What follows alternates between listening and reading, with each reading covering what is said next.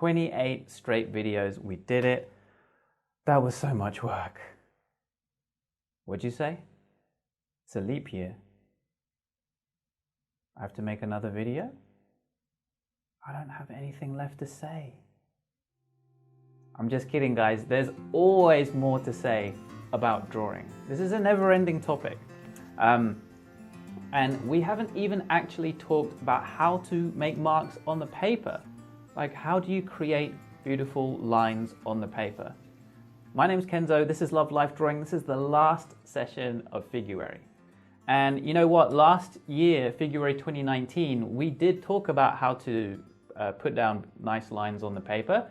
And so I'm gonna quickly reiterate some of that stuff and then link to those videos, but there's other stuff that I wanna talk about in this video. So I'll quickly go through that. The overhand grip. So instead of a tripod grip, like when you're writing, use an overhand grip, like grip the pencil or whatever between middle finger and thumb, a little bit of stabilization from your index finger, and start to put down marks that way. That's not a requirement, because if you're drawing digitally with a stylus, you're probably going to hold it with this tripod grip. If you're using a pen, you probably use a tripod grip. But either way, you should use your whole arm to make a lot of these marks, rather than just fingers and wrist. One other thing that is optional too, of course, but I think quite effective, is to use a drawing material where it tapers off to the point. Rather than being straight to a sharp point, like with a normal pencil sharpener. I've got a video about this too, so I'll link to that as well.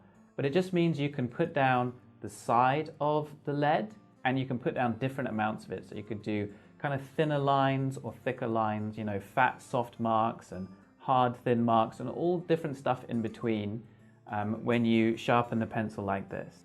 Okay, so let's get into the stuff that I really wanted to cover today. So the first thing is to know where your marks are going to be. Where are your lines going to be?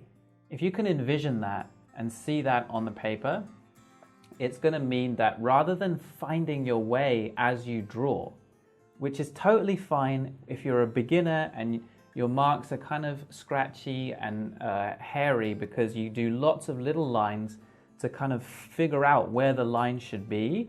That's a completely normal part of the learning process, and it's something that I did for ages.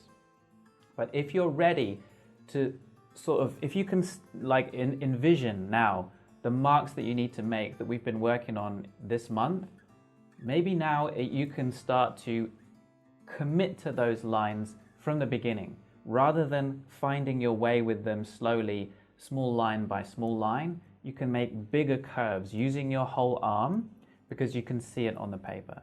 And to help with that, you might want to kind of ghost draw on top of the paper, like look, where should it be? Maybe just kind of move your pencil over the top of the paper without making a mark and just try and imagine where it's going to be. But then the next step, you've done your observations, you've thought about the curves that you're going to make, and then you need to take your leap of faith and commit. It's like if you're a skateboarder who wants to jump down a set of stairs, you can look at the stairs and think about it and ride up to the stairs and stop and just imagine it. But when it comes time to actually jump down the stairs, the safest thing to do is not hesitate, not second guess yourself, because then you're definitely going to fall. It's just to go for it with commitment, as if you're going to land it, believing you're going to land it. I don't know why I chose a skateboard analogy to describe that, because I'm not a skateboarder and you probably aren't either. But hopefully you can imagine what I'm talking about. You've got to have the guts to just go for it with commitment once you're going to go for it. There's always going to be another chance to make another mark. There's always going to be another drawing. It doesn't really matter, but you can either definitely not get the mark by hesitating and being tentative. A hesitant, tentative mark doesn't look great, or you can have a chance at a good mark by going for it. Now, part of knowing your mark, like what's the mark you're going to put down? We talked about building up your vocabulary of gestural curves. And as you do that, you're going to be more and more confident about where the marks should be. And that's going to help with that. So that the stuff that we talked about it especially on day 20, if you want to go back. And another part of that is If you have marks which are going to be really complicated and capture lots of details, that's hard to get, with much boldness and confidence. But we talked about simplifying things down to big C-shaped curves, S-shaped curves, straight lines. And when your mark is just going to be like this, or like this, or like that, that's a lot easier to commit to.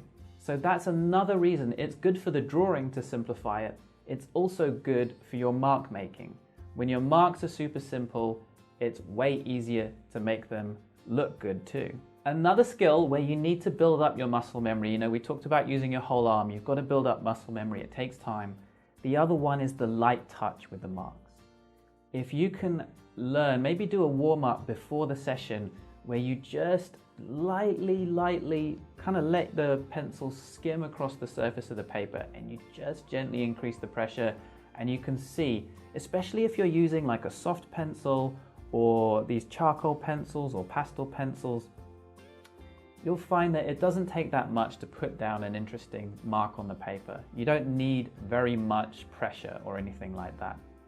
And so what you can do is start to build up your ability to create a light touch mark. And that's going to be such a powerful skill, because once you can put down really light marks, you can put down stronger marks and light marks and vary it across your drawing, bringing attention to where you want attention and stuff like that. So the light touch, that's one of the hardest things to build up the muscle memory for. It's so easy to let the marks get heavy and too hard, but the light touch mark is a skill to really start thinking about building. And you can do warm-ups to help build it. And finally, the exercise that I think is maybe the most powerful in learning to vary your marks and what kind of marks you can make in different parts of the drawing. Find your favorite artist, find a drawing that you love that they did with beautiful marks on it, and try and recreate it. And you can keep rubbing stuff out and trying stuff, and it can be a mess. But as you try to recreate their marks, you're learning. And the thing that's really great about that is they've already created the drawing for you. They've already simplified the figure. They've already found the big gestural curves or whatever. All you're trying to do is match their marks. And in doing that, you're learning how you can vary your marks for your drawing. And I think that studying the artwork that you love by trying to recreate it is one of the best ways to improve your line quality. So that really is the end of Figuary 2020. I hope you guys enjoy this final session. It's been a total honor to be doing this and seeing you guys taking part in it. I can't thank you guys enough. Our course opens for enrollment on March 1st. There's a link in the description below. It's going to be so much fun and so powerful for your drawing, so check it out. I really hope you guys enjoy the session, and yeah, thank you again for watching all these videos and joining in with us. So good luck, and I guess I'll see you maybe in a week on YouTube or in our course. See ya.